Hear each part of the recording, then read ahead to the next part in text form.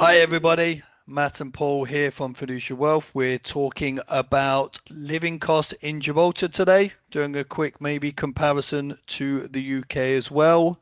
So, Paul, as always, I pass on to you, but people want to know that, don't they? They're concerned about the living costs. It's gone up a lot in recent years. They're considering moving from the UK to Gibraltar. They know the lifestyle's amazing. They know the tax is very friendly. But that final piece of the puzzle, what's going to be in their pocket at the end of the month, at the end of the year, and the living costs affect that. So, how would you view the difference in living costs between Gibraltar and UK? And are there any kind of significant differences? Well, I think to begin with, Matt, I think Gibraltar living costs are often misunderstood by UK nationals. And I guess that the answer to that question depends with which city or UK town you compare with, because London is much more expensive than other more rural, remote um, areas of the country. So there's these regional differences in costs that one has to consider, and we cannot cover Gibraltar versus every single, region because that's impossible. But I think if we talk in broad terms, I think people will be surprised to find that Gibraltar is as expensive as the average living cost in the UK. It's not cheaper. There's a reason for that if we break it down into its key components. So, for example, let me start before I tell you why Gibraltar is generally as expensive as the UK. If we look at the individual items of expenditure, so utilities, Gibraltar is considerably cheaper and there's no VAT.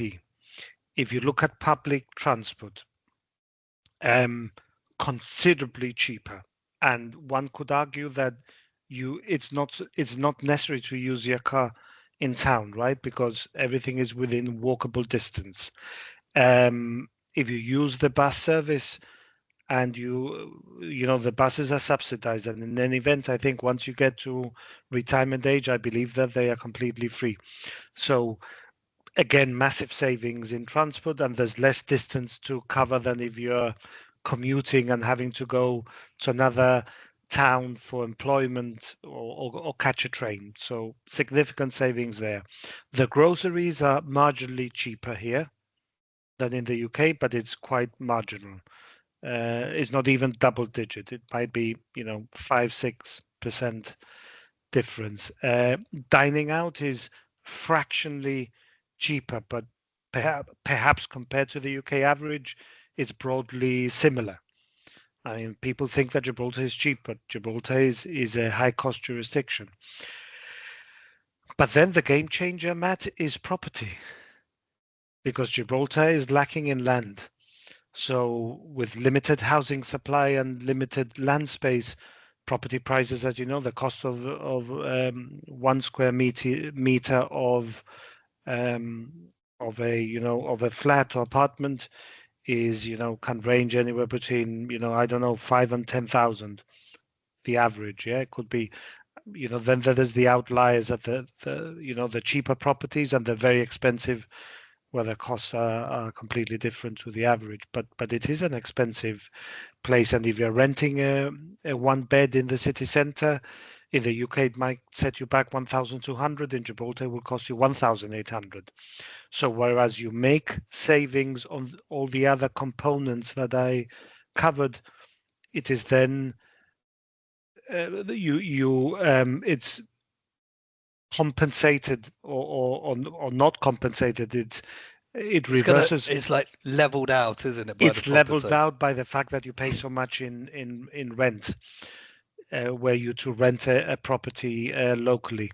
So it almost evens itself out. But of course, one has to say that then you have the tax benefits, which are quite significant. So that means your money stretches significantly more. So that's where you gain. Um, and of course, if you have a lot of money and you buy the property and you're not renting, well, then then your daily expenses are significantly less. Um, so yeah, it's quite interesting because this thought that it's a very cheap place, that is not true. It's not expensive compared to the UK, broadly similar, but it depends on the individual whether they're renting, whether they buy.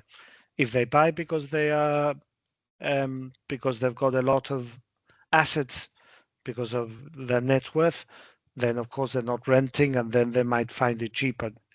Yeah, depends on lifestyle, I would imagine, Matt. Yeah, Everyone is different, but there's a um, there's lifestyle benefits, and then there's some financial trade-offs. But yeah, I yeah, don't think anyone should come here thinking this is Greece or this is, I don't know, somewhere Morocco or some other destination. No, it's yeah, thriving economy, and property prices are high, and people have expectations on how much they should earn. So yeah, it feeds yeah, into prices, unfortunately. yeah. I think one that Gibraltar doesn't have, I believe, Paul, and I always found painful paying in the UK was council tax.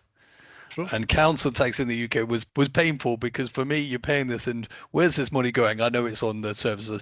I guess in Gibraltar there were kind of service fees for the apartments, and there's a few other fees, but it's much less than I think Oh, your absolutely. typical No, council tax in the UK. Yeah, you're absolutely right, Matt. I mean, there's no council tax. That's a benefit. Look, the net, you can't just focus on, of course, if you are a very analytical, detailed individual, you want to see where you save and where it costs you more.